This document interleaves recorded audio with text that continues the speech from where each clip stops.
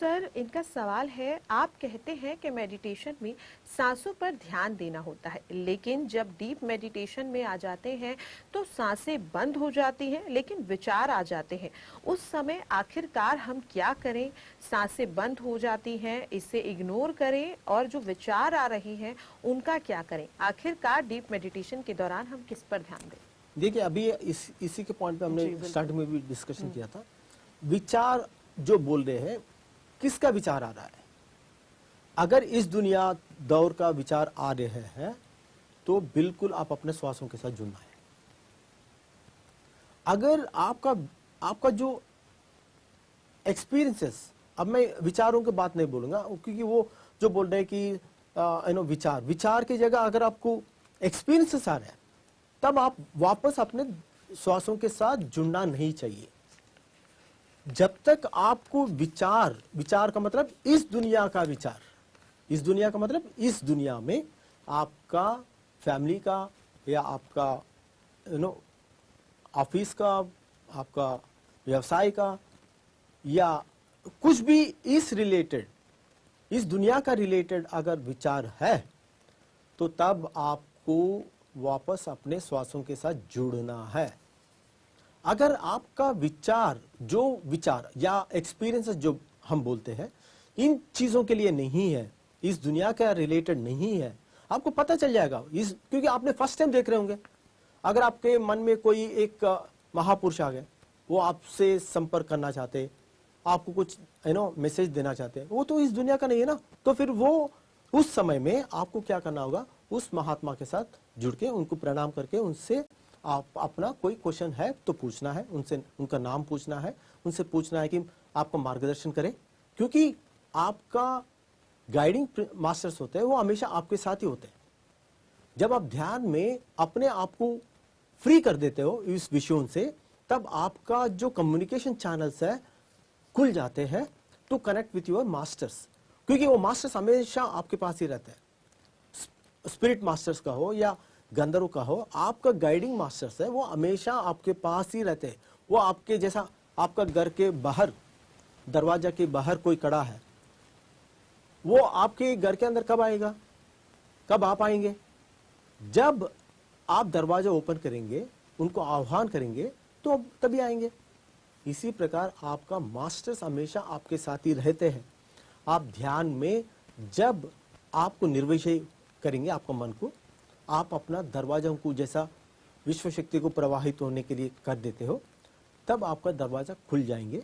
तो नेचुरली आप अपना गाइडिंग मास्टर्स को भी इनवाइट कर सकते हो, या वो ऑलरेडी है, बस उनको देख सकते हो। तब आप उनको इनवाइट करना है, सर मुझे बताइए, आप मेरे लिए क्या मैसेज लेके आए, मेरे को क्या गाइडेंस देना चाहते हो, मेरे को मार्गदर्शन करिए, पूछिए क्वेश्चन, आप बहुत अच्छा आपको बताएंगे। तो ये सारे पॉसिबल है, तो आप ध्यान करना है, ध्यान में ही ये पूरा सुलभ साध्य हो जाएगा। जी सर। सर, इनका प्रश्न है, जब हम भक्ति करते हैं तो भगवान से अपनी डिजायर मांगते हैं, लेकिन ध्यान में हमें जैसा है उसको वैसा ही एक्सेप्ट करना पड़ता है, तो क्या करें, ध्यान या फिर भक्ति? भक्ति का मतलब जैसे आपका जो उसका डेफिनेशन है मांगना। आध्यात्मिक क्षेत्र में हम ये मानते हैं हम सब परमात्मा का स्वरूप है, जीवात्मा है। इधर कोई देने वाला नहीं है, लेने वाला नहीं है, हम सब भगवान का स्वरूप है, भगवान ही है। तो एक भगवान दूसरा भगवान से कभी भी याचना नहीं करता।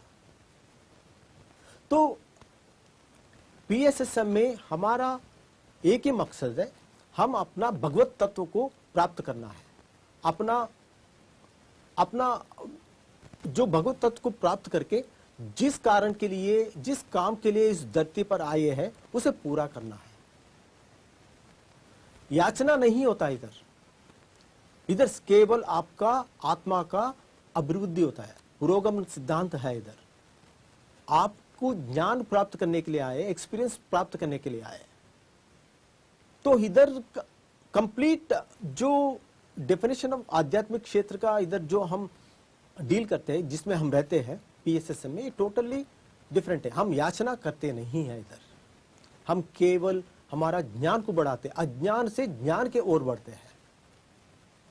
कोई इधर देने वाला नहीं है, लेने वाला नहीं है। जो भी होगा आपका फ्री विल से होगा। अगर आप चाहते हो तो आगे बढ़ोगे, अगर नहीं चाहते हो आप आगे नहीं बढ़ोगे। ये सारे भगवत गीता में हमेशा भगवान ने भी बोला था, अपने आप को उद्धार करिए। इधर कोई देने वाला मैं भी नहीं दूंगा। पूरा भगवत गीता का उपन्यास करने के बाद, बोधा करने के बाद लास्ट में क्या बोलते हैं, यदा इच्छते तदा कुरु। श्री कृष्ण ने अर्जुन से बोला था ना, आपको जो करना है करो, मैं बोल रहा हूं इसलिए मत करो। इसका मतलब ही is treating you as equal.